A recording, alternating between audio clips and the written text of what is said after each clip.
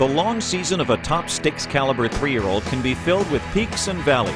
Fortunately for Rock and Roll Heaven, there were many more highs than lows en route to a Horse of the Year type season in 2010. The $57,000 yearling from the sensational first crop of Rock and Roll Hanover started with Royal Hagen before Frank Bellino of Bronxville, New York shelled out a hefty $300,000 off just 2 qualifiers, and his gamble paid off thanks to veteran New Jersey trainer Bruce Saunders and driver Danielle Dubé. Heaven's season started off with a bang in early May and a gutsy win in the Berries Creek in 152 while avenging an elimination loss in his first start of the year.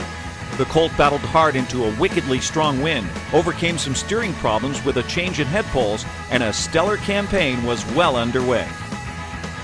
A few weeks later, Rock and Roll Heaven came right back to pace the fastest mile in the 39-year history of the New Jersey Sire Stakes program in the $200,000 final with a dazzling 1:48.3 clocking.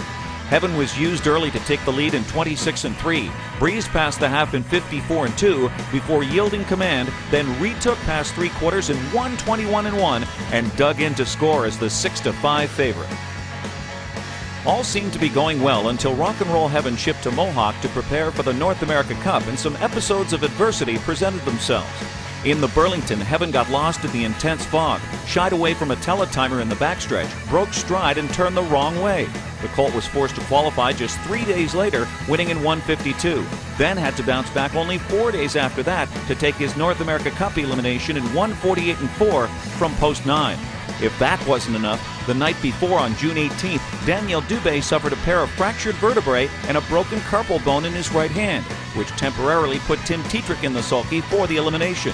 John Campbell picked up the drive on the favorite in the final and said the colt just didn't kick home like he thought he would and had to settle for 4th.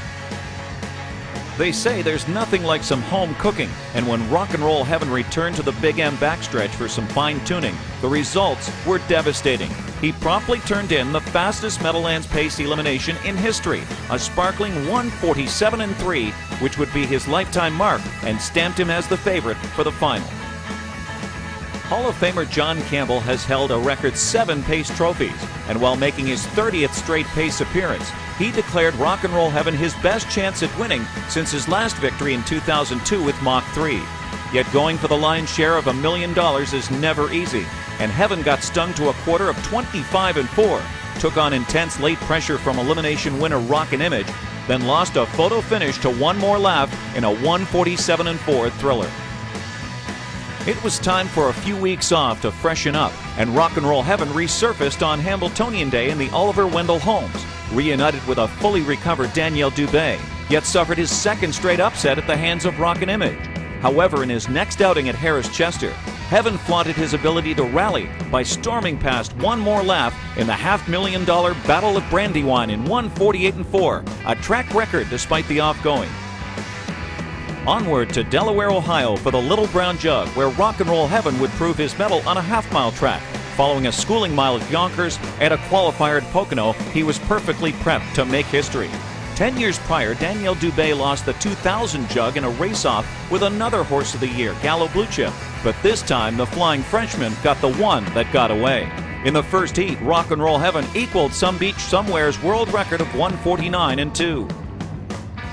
As expected, Rock and Roll Heaven dictated his own terms in the Jug final and reeled off another spectacular 1:49.2 clocking for a 2-heat world record. Under no pressure at all, his back half was an amazing 53 seconds and final quarter 26-2. Rock and Roll Heaven's coronation came at Pocono Downs when he romped in both his elimination and the final of the Breeders' Crown with miles of 1:49.1 and 1:49. In that final, the colt showed his speed with a stunning 3/4 of 1:19.1 before handing Bruce Saunders and Frank Bellino their first Crown Trophy.